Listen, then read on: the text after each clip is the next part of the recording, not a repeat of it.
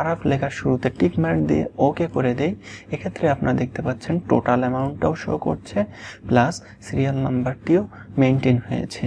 Hello friends, learn unlimited চ্যানেলের পক্ষ থেকে স্বাগতম সবাইকে। আমরা যারা এক্সেলে অসংখ্য ডাটা নিয়ে কাজ করি, অসংখ্য ডাটা শিট নিয়ে কাজ করি, আমাদেরকে অনেক সময়ই সমজাতীয় ডাটাগুলোকে শর্টিং করার জন্য, খুঁজে বের করার জন্য ডাটা ফিল্টারিং করার প্রয়োজন হয়।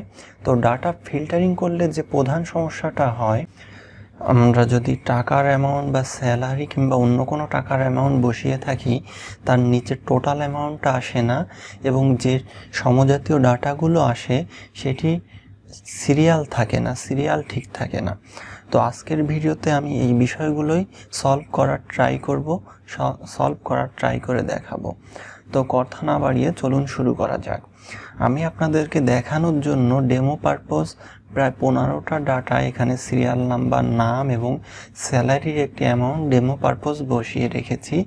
আমরা এটির এখন একটি টোটাল বের করব। একদম নিচে আমি টোটাল একটি সেল দিয়েছি, তার পাশে স্যালারির নিচে টোটাল অ্যামাউন্ট ফাঁকা রেখেছি। আমরা টোটাল বের করার জন্য সাধারণত সাম ফাংশনটি ব্যবহার করে থাকি। তো আমি এখানে এই সেলে কার্সর রেখে ইকুয়াল টু দিচ্ছি, তারপরে সাম লিখছি কিবোর্ড থেকে।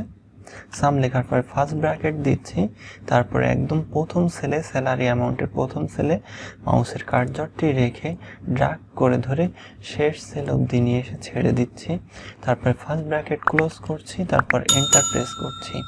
এক্ষেত্রে আমার স্যালারির টোটাল সাম অ্যামাউন্টটি টোটালের পাশের এই সেলে অটোমেটিক্যালি শো করছে।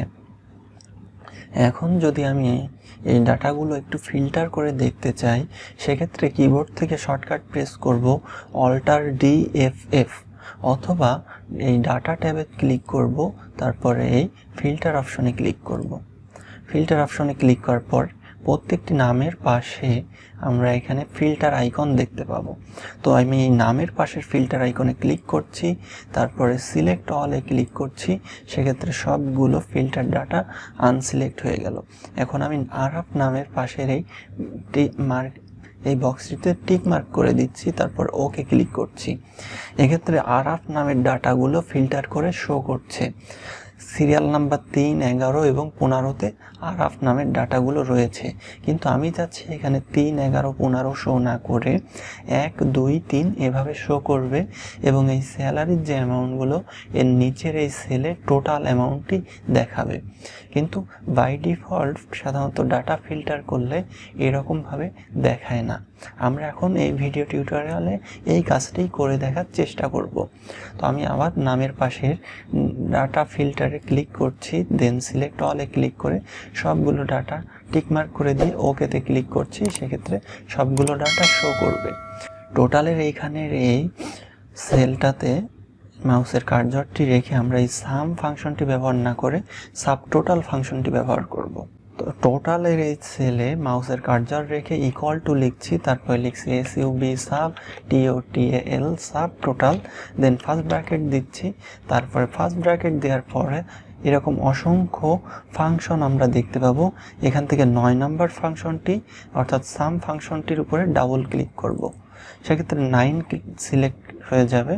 এটা হচ্ছে ফাংশন নাম, যেটা কিনা আপনারা কালো বোল্ড হয়ে আছে দেখতে পাচ্ছেন। তারপর একটি কমা দিব, তারপর এখানে হচ্ছে রেফারেন্স দিতে হবে। তো আমি প্রথম স্যালারির প্রথম সেলে ক্লিক করছি, ক্লিক করে ড্র্যাগ করে ধরে শেষ সেল অবধি নিয়ে এসে ছেড়ে দিচ্ছি। তারপরে ফার্স্ট ব্র্যাকেট ক্লোজ করছি, দেন কিবোর্ড থেকে এন্টার প্রেস করছি। সেক্ষেত্রে আপনারা টোটাল অ্যামাউন্টটি দেখতে পাচ্ছেন।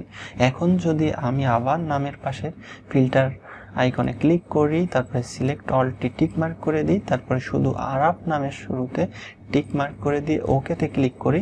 এক্ষেত্রে দেখতে পাচ্ছেন সিরিয়াল নাম্বার 3, 11, 15 এটি আগের মতোই রয়েছে, কিন্তু স্যালারির শেষে টোটাল অ্যামাউন্টটি শো করছে এটি অটোমেটিক্যালি।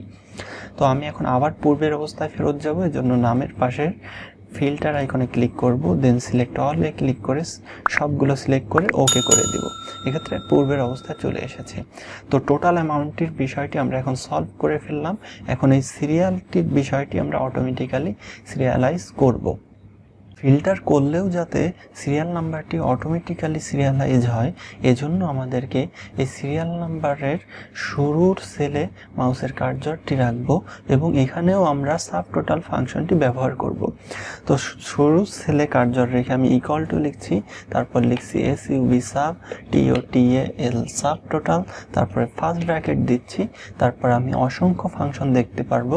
এখান থেকে আমরা 3 নম্বর ফাংশনটি কাউন্টা ফাংশনের উপরে মাউসের লেফট বাটন 2 বার ক্লিক করব। সেক্ষেত্রে 3 অটোমেটিক্যালি চলে আসবে, তারপর একটি কমা দিব, তারপরে রেফারেন্সের জন্য আমরা সিরিয়াল নাম্বার সেলটির পাশের প্রথম সেল অর্থাৎ এই সোহাগ নামটির উপরে ক্লিক করব।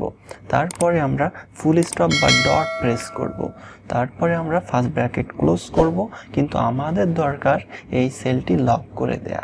লক করার জন্য আমরা B2 এর শুরুতে মাউসের কার্সর রেখে আমরা $সাইন দিব, তারপরে 2 এর শুরুতেও মাউসের কার্সর রেখে $সাইন দিব, তারপরে কিবোর্ড থেকে এন্টার প্রেস করব।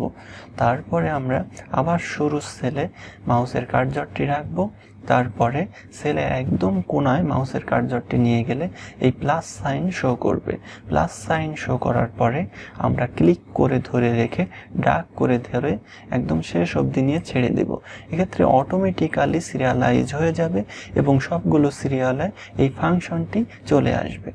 আমরা যদি এখন নামের পাশের আবার ফিল্টার আইকনে ক্লিক করি, তারপরে সিলেক্ট অলে ক্লিক করে সবগুলো টিকমার্ক তুলে দিই, তারপরে আবার আরাফ লেখার শুরুতে টিকমার্ক দিয়ে ওকে করে দেই, এক্ষেত্রে আপনারা দেখতে পাচ্ছেন টোটাল অ্যামাউন্টটাও শো করছে, প্লাস সিরিয়াল নাম্বারটিও মেনটেন হয়েছে। আমরা যদি আবার নামের পাশের ফিল্টার আইকনে ক্লিক করি এবং এখান থেকে আরেকটি নামের শুরুতে আমরা টিকমার্ক দিয়ে ওকে করে দেই, সেক্ষেত্রে দেখতে পাচ্ছেন সেই নামটিও চলে এসেছে এবং এখানে সিরিয়ালটাও মেনটেন হয়েছে, প্লাস টোটাল অ্যামাউন্টটাও অ্যাড হয়ে গিয়েছে। আমরা যদি এখন চাই তবে আরও একটি নাম আমরা টিকমার্ক করে ওকে করতে পারি, সেক্ষেত্রেও আপনারা দেখতে পাচ্ছেন সিরিয়ালটা মেনটেন হয়েছে, সিরিয়ালাইজ হয়েছে অটোমেটিক্যালি, প্লাস টোটাল অ্যামাউন্টটাও ঠিকঠাক মতো শো হচ্ছে। আপনারা দেখলেন কিভাবে খুব সহজেই ডাটা ফিল্টার করলেও টোটাল অ্যামাউন্টটা শো করানো যায় এবং ডাটা সিরিয়ালটাও ঠিক রাখা যায়। আমাদের ভিডিওটি যদি ভালো লেগে থাকে তবে বেশি বেশি করে লাইক, শেয়ার, কমেন্ট করবেন।